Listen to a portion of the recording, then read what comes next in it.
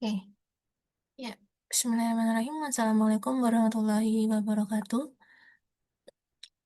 Ya, teman-teman untuk selamat pagi, selamat siang, selamat sore. Jadi teman-teman untuk pertemuan minggu ini kita selenggarakan via recording Zoom ya. Nah, minggu ini kita ngomongin tentang teori perilaku individu di mata kuliah ekonomi manajerial.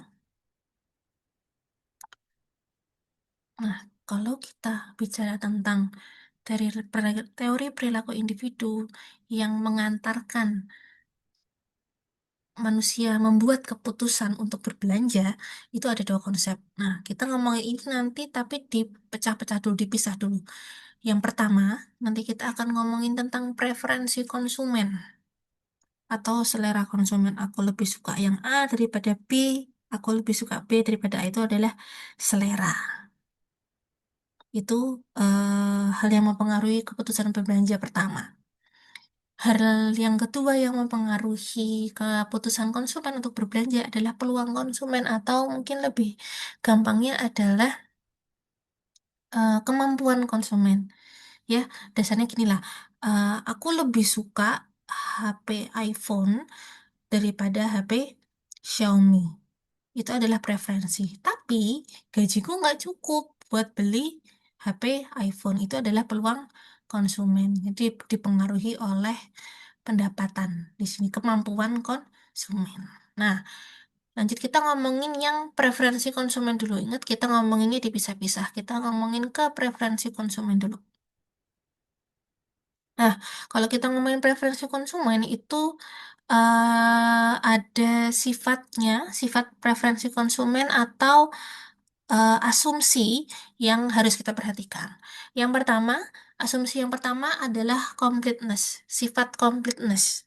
Jadi, kalau dari sifat ini atau asumsi ini, konsumen itu akan selalu tahu apa yang mereka mau. Mereka nggak akan pernah bingung. Kalau misalkan mereka bingung, berarti salah produsennya.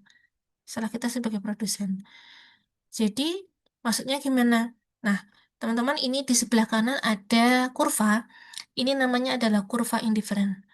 Kurva indifferent itu adalah di mana, contoh nih ya, yang untuk yang kurva yang pertama. Di dalam satu garis ini ada dua titik, titik A dan titik C.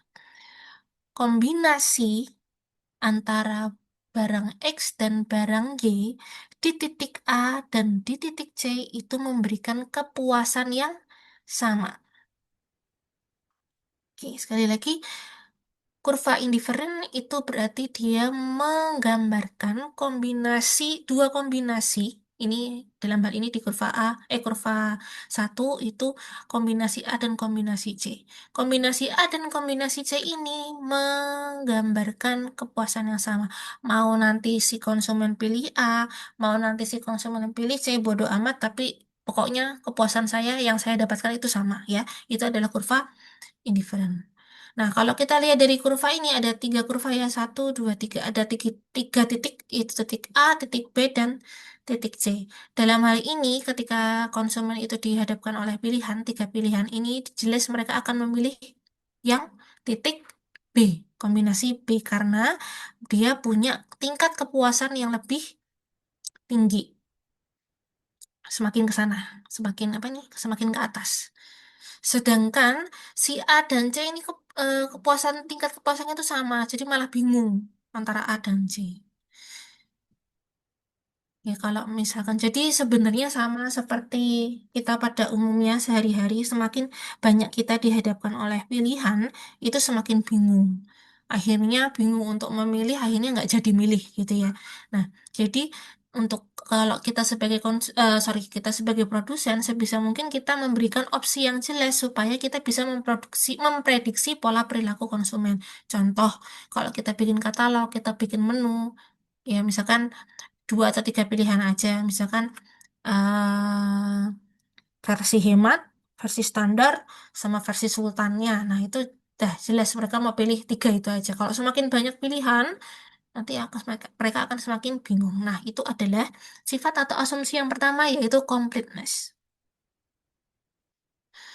Lalu yang kedua, Sifat yang kedua adalah more is better. Jadi semakin banyak semakin baik. Jadi seperti sifat dasar manusia ya, karena mungkin kerakusannya manusia gitu ya. Manusia secara default akan menyukai barang gratis atau barang gratis atau tambahan selama barang itu berguna bukan sampah gitu ya. Jadi ini murni masalah kuantitas. Kita belum ngomongin harga di sini. Ingat ya, kita belum ngomongin harga. Jadi ini adalah murni masalah kuantitas. Buktinya apa? Buktinya teman-teman pasti sering dapat ini. Ini dulu deh. Buy one get one. Pasti kalau ada buy one get one, teman-teman akan merasa dan si produsen pun ini kak mumpung ada promo kak buy one get one-nya. Teman-teman juga pasti akan merasa sayang untuk melewatkan ini. Yang biasanya aku cuma dapat satu, akhirnya aku bisa dapat dua dengan harga yang sama atau cuma nih nambah dikit misalkan. Nah, dengan harga yang sama ya. Kalau si upselling ini, contohnya ini, misalkan teman-teman mau beli kopi, terus ketika pesan di kasir, misalnya mungkin kayak di Starbucks gitu ya, eh si siapa namanya si kasirnya itu ngomong, Kak, mungkin mau upgrade size-nya cuma nambah 5.000 aja jadi udah bisa dapet yang large Kak sayang. Nah, itu adalah upselling. Jadi itu secara quantity kita akan lebih banyak dan manusia atau konsumen akan lebih happy. Sebentar. Hmm.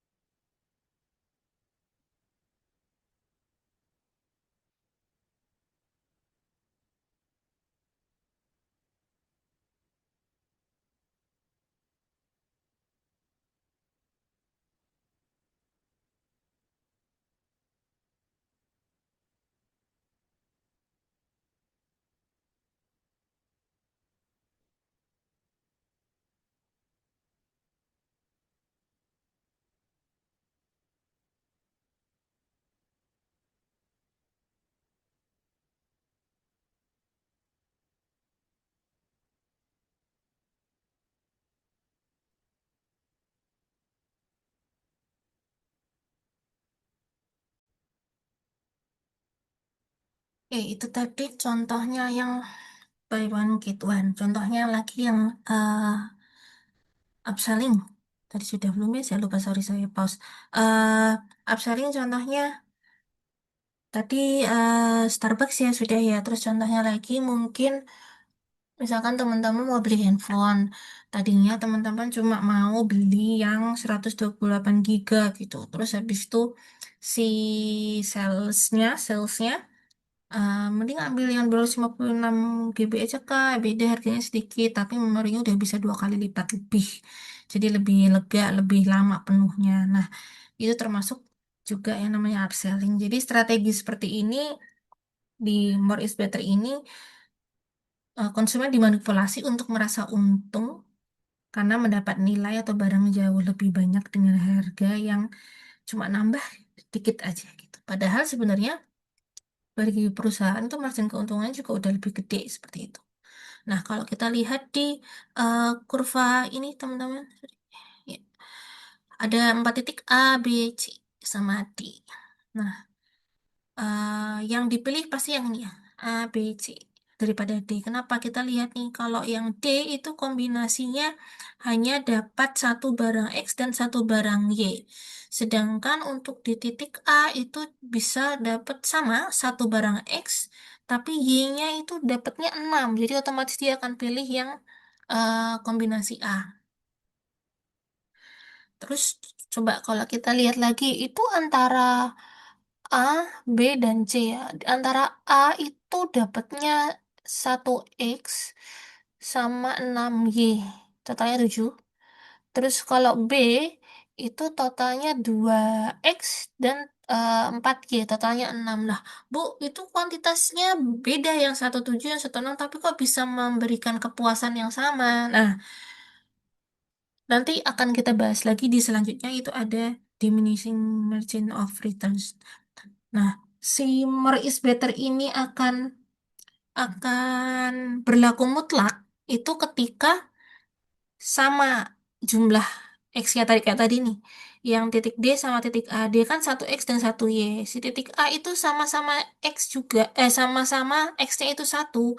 Tapi Y-nya di titik A itu X-nya satu, Y-nya 6. Nah, itu baru dia berlaku si konsep more is better ini.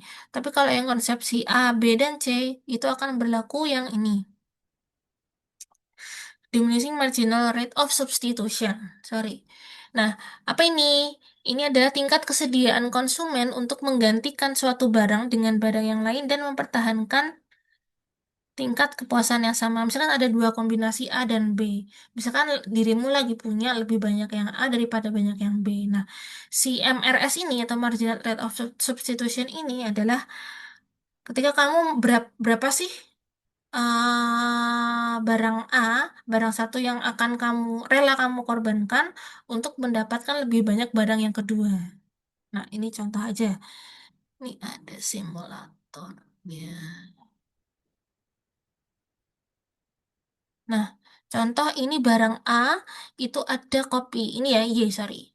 Y itu kopi, terus X itu roti. Nah, di titik ini, di titik A, kita itu punya rotinya 2, kopinya 10.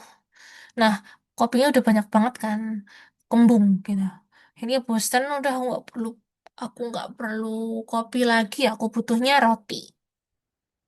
Akhirnya, kalau dari sini, dia rela berkorban 10 bagi 2, 5 kopi untuk mendapatkan satu roti. Semakin ke sana, semakin kopinya sedikit,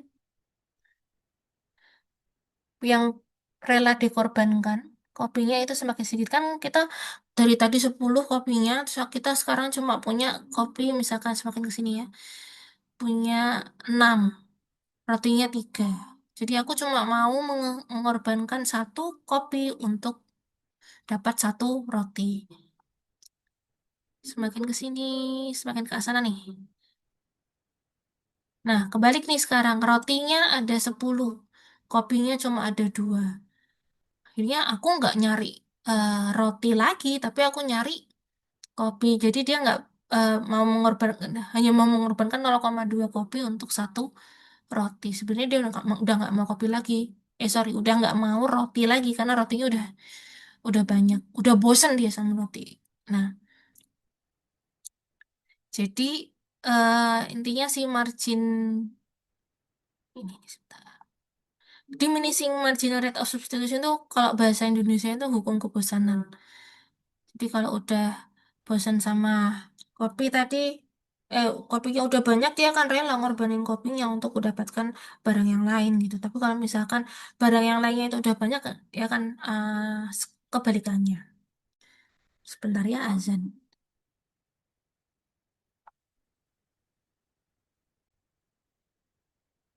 Oke, lanjut kita ke sifat atau asumsi preferensi konsumen yang selanjutnya yaitu transitivity. Jadi kalau di sini intinya konsumen itu konsisten. Contohnya gini, jika konsumen lebih suka barang A daripada barang B, dan konsumen itu lebih suka barang B daripada barang C, jadi otomatis dia akan punya keputusan, dia akan lebih suka barang A daripada barang C.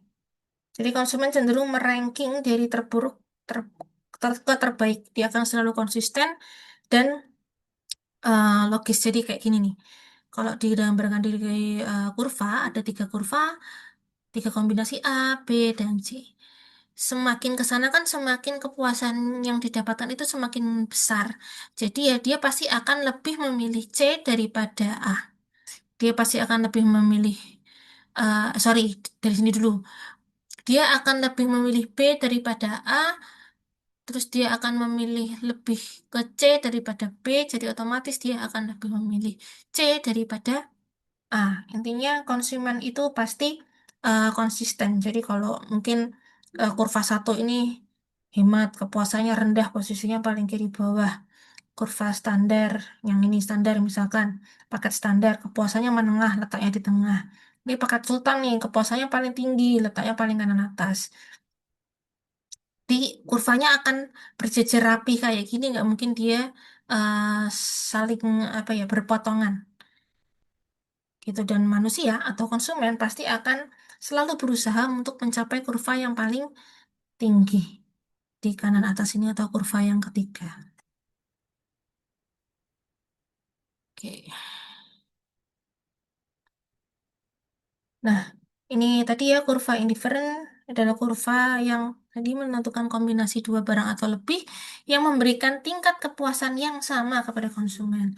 Sedangkan marginal rate of substitution adalah tingkat di mana konsumen itu bersedia mengorbankan satu barang dengan barang yang lain demi mempunyai tingkat kepuasan yang sama. Tadi contohnya adalah si yang kopi sama roti tadi.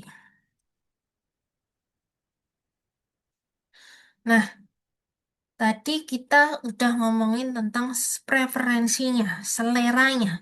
Nah, sekarang kita adalah ngomongin peluangnya, kita ngomongin duitnya. Dari sekian banyak seleranya konsumen, mereka pasti akan dibatasi oleh budget atau anggaran. Nah, ada, pasti kan teman-teman ya, tadi teman-teman ngekos nih. Misalkan dikasih uang sakunya 1 bulan 3 juta ya, teman-teman tidak akan menghabiskan ini kan tidak akan menghabiskan, tidak akan melakukan pengeluaran yang lebih dari itu gitu. Nah, batasan anggaran ini menggambarkan bagaimana konsumen itu akan membelanjakan pendapatannya untuk menciptakan kepuasan yang maksimal walaupun ada budget line itu tadi. Nah, ini adalah budget line. Jadi, kombinasi teman-teman untuk membelanjakan uang saku itu tadi ada di area biru ini. Tuh. Nah, jadi kalau gambar dibuat rumus kayak gitu ya berarti teman-teman expense-nya teman-teman harga X ditambah konsumsi X sorry harga X dikali barang X ditambah harga Y dikali barang Y itu tidak pasti akan kurang dari sama dengan pendapatan atau uang saku ini sama dengan M. Maksimal itu sama dengan M. Ini konsumsi maksimal. Nanti kita akan ada contohnya.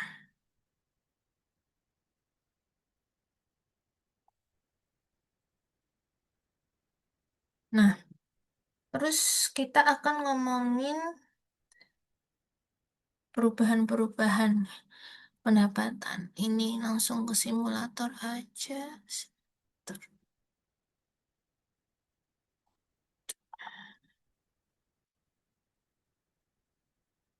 Oke. Ini contoh teman-teman punya budget jajan itu berapa itu 500.000.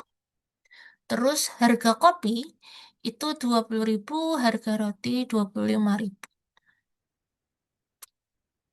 Terus berarti kan harga maksimal teman-teman untuk beli roti itu adalah 25.000 dikali 20 nih ya. Terus kopi adalah 20.000 dikali 25. Nah, ini adalah area apa namanya? Area yang teman-teman bisa afford, bisa masih terjangkau sama teman-teman. Anda maksimal bisa memborong 25 kopi atau 20 roti jika menghabiskan seluruh uang si 500.000 ini.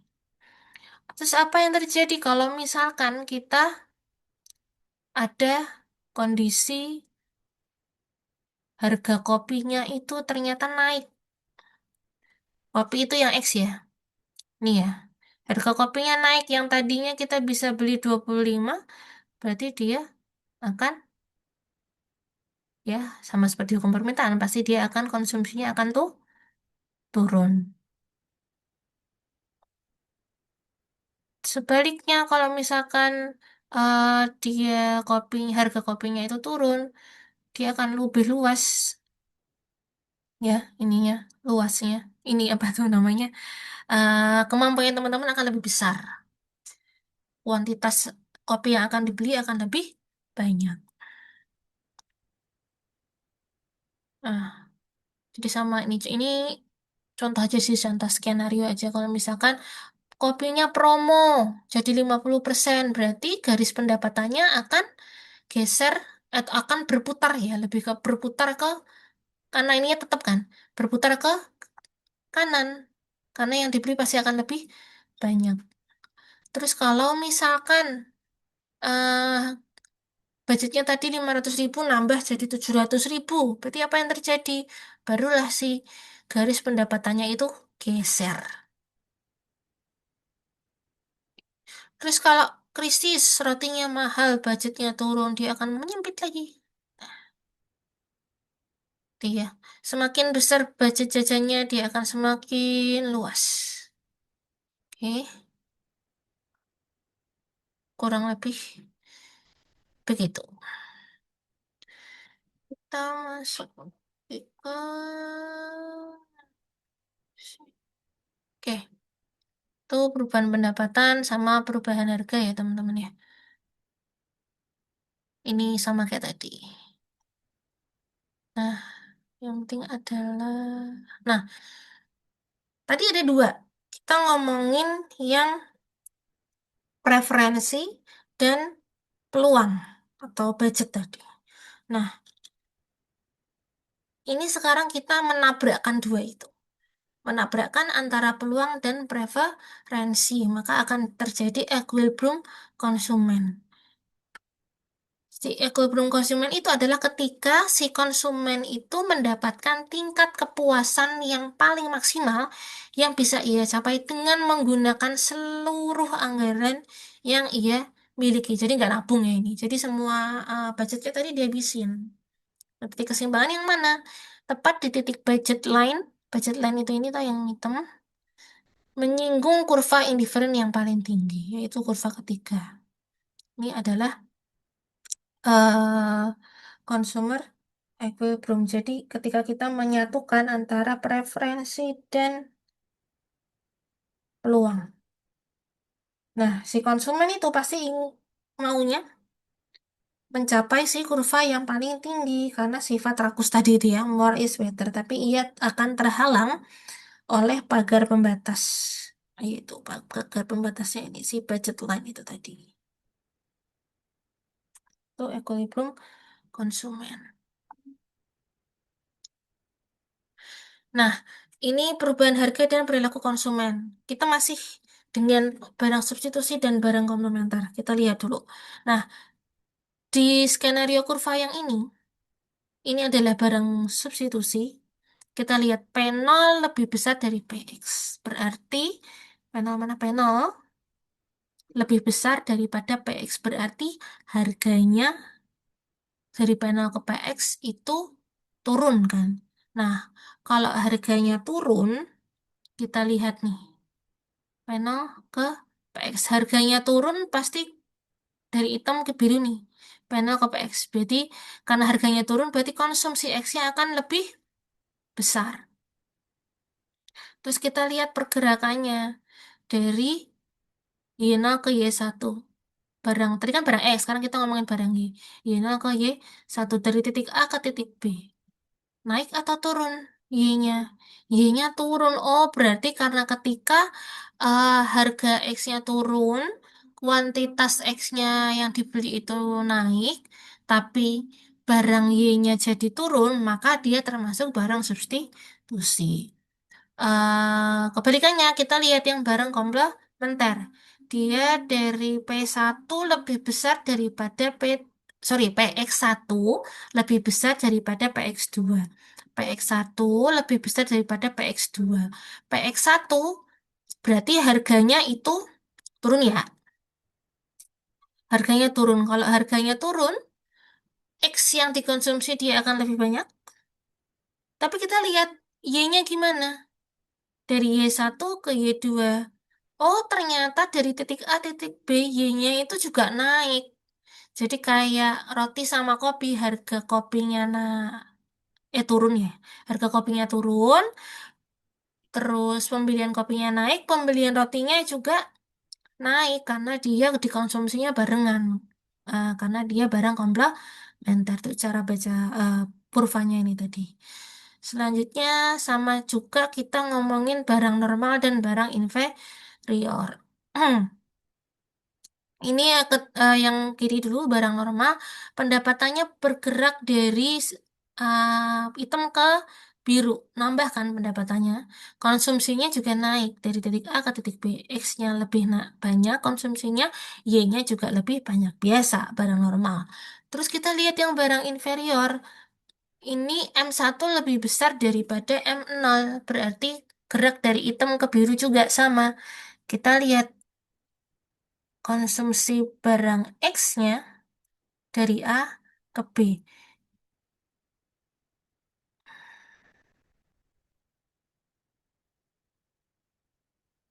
Dari A ke B.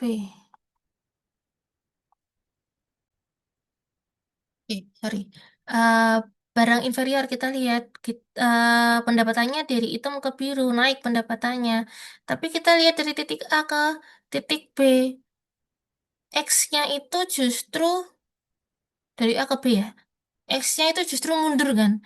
X-nya justru turun dengan kenaikan pendapatan, malah pembeliannya X itu turun, tapi pembelian Y-nya naik. Berarti si X itu adalah ini contoh barang inferior. Oke.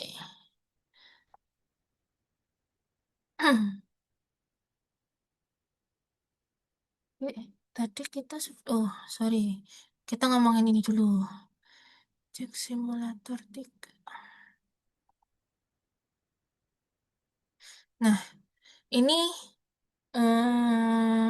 contoh tentang harga normal, harga diskon sama buku. Jadi yang pertama ini yang pertama kondisi yang ini ya, kondisi normal tanpa promo. Diketahui burger itu harganya 40.000, kentang harganya 20.000.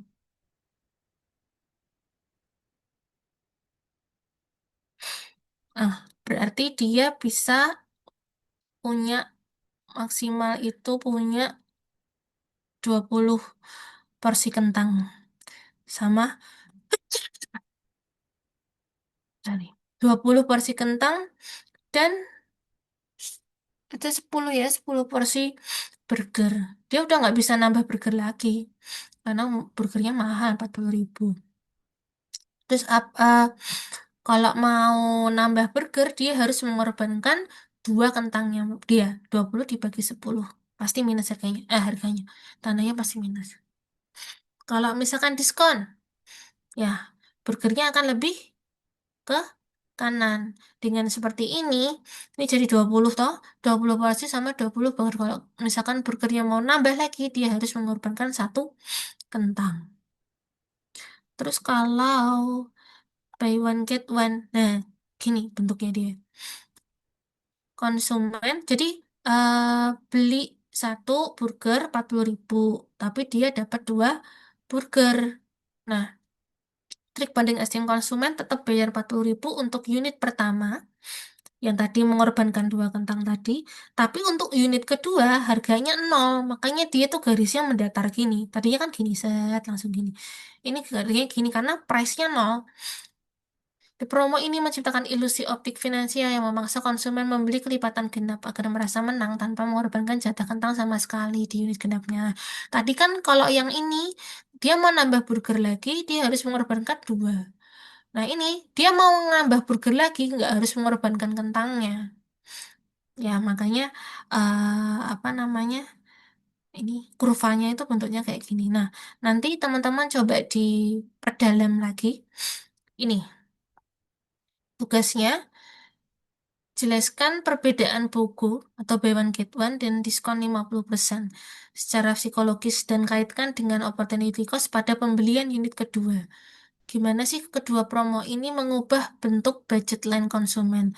Opsi mana yang paling menguntungkan? Opsi mana sih yang paling menguntungkan perusahaan? Jelaskan alasannya dengan contoh kasus contoh kasusnya berbeda dengan yang tadi saya sudah sampaikan ya. Jawaban ditulis tangan dan disubmit melalui Google Classroom. Deadline 19 April. Silama jam 23.59.